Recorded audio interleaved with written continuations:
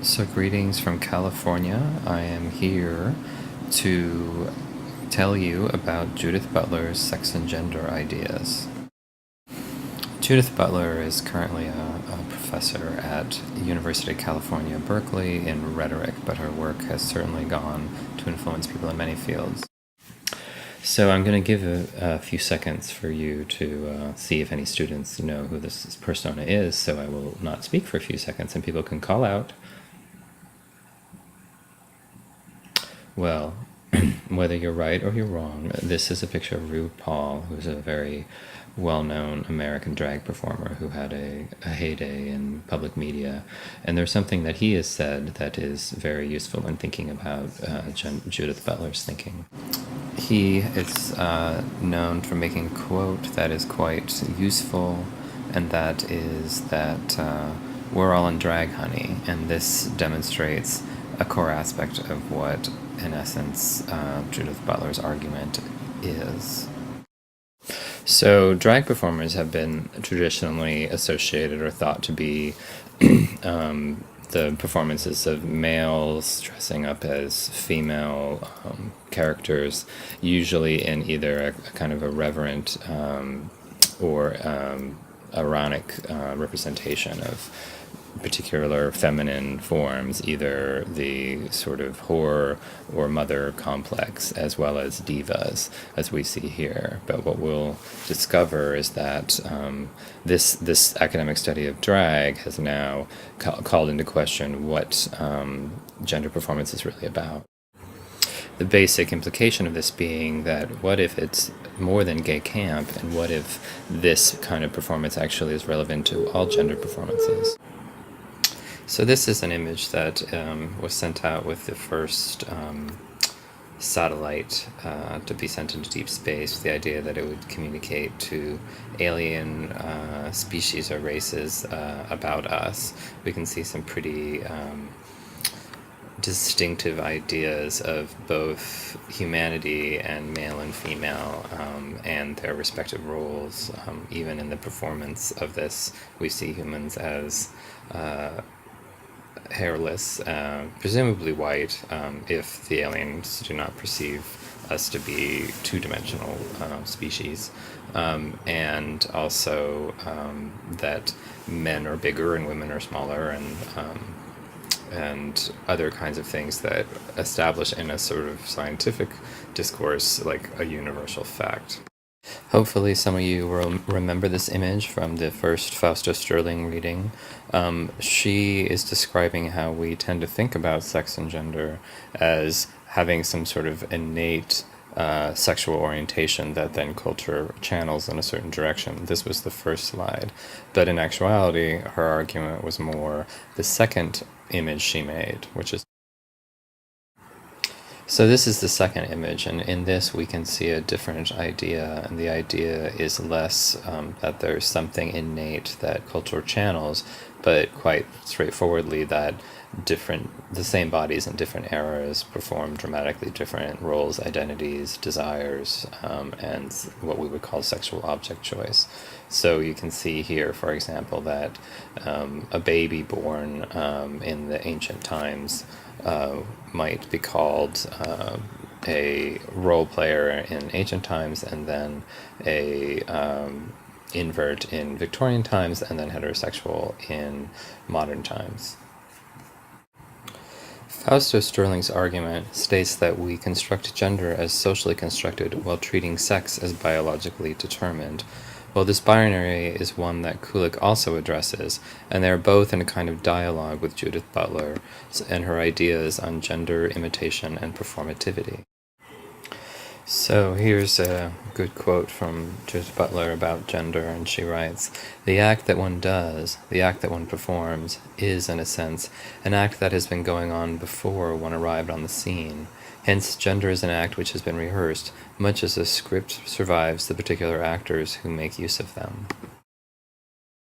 So one way to think about this in terms of the original gender-sex binary is how having certain sexual organs scripts one to then perform certain gender performances, even though, of course, in this context, a baby girl does not, in fact, have breasts, but we'll just pretend they do.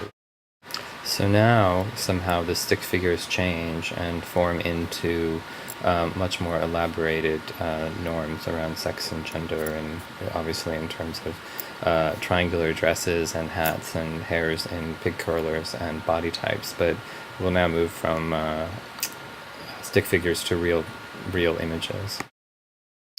Okay, I lied. This image was too much to pass up.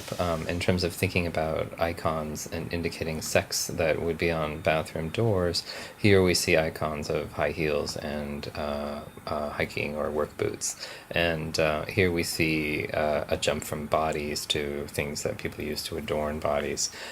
What's interesting about this, aside from the sort of clever irony it's intended to show, is that it actually provides a different definition for gender, in which a person who wears the boots goes into one bathroom and the person who wears high heels goes to the other, which, as we know, are not actually mutually exclusive.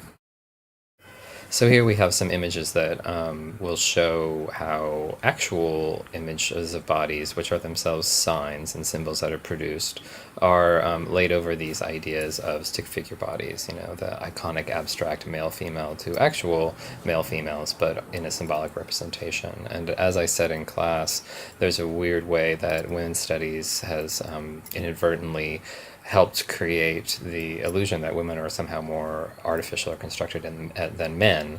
And so the move to masculinity studies is intending to show that, hey, look, men are as constructed as women in their various kinds of behaviors and bodily practices and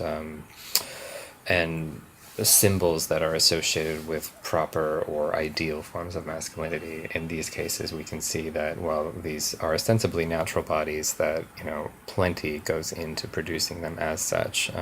And this last image, just so you know, is Sean Connery when he was Mr. Universe, when he was far younger, but just as the sort of icon of masculinity, as similarly constructed as femininity.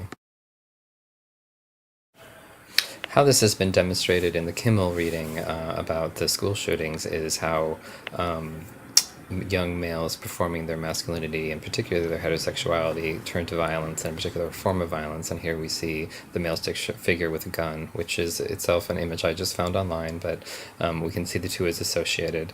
In the other article about John Bobbitt, we can also see a very dramatic performance of masculinity in his regrafted penis able to perform. Here we have a somewhat clever image of ostensibly him having a hard-on that is holding up the hat, showing that, yes, indeed, his severed phallus can ostensibly become hard, regardless of how the image was actually taken. Now we get to the hard part of Judith Butler's argument, and that is that, unlike how Fausto Sterling describes the sex as being a biological given that then gender is overlaid upon, which she, of course, is also complicating, Butler argues actually that this construction of gender as constructed, really its function is to naturalize sex itself and to make sex an a priori natural given, when the argument, or her argument, would be that sex too is constructed and equally constructed as gender. So now the hard part. So here's a quote from Judith Butler, and it reads, "If gender is the cultural meaning that the sexed body assumes, then a gender cannot be said to follow from a sex in any one way. Taken to its logical limit, the sex-gender distinction suggests a radical continuity between sex bodies and culturally constructed genders." So my goals aren't that you immediately understand everything in this argument, as people who even read it often leave being completely confused, but rather to stew with the ideas, and sort of as you walk around the world over hours and days and months and years, process them, and particularly in thinking about gender itself as a performance of an original sex, and a way in which how we continually need to perform ourselves to express our identities, making the ideas of gender and sex natural. So that's the closing idea I'd like you to go home with. So have a great weekend. Bye.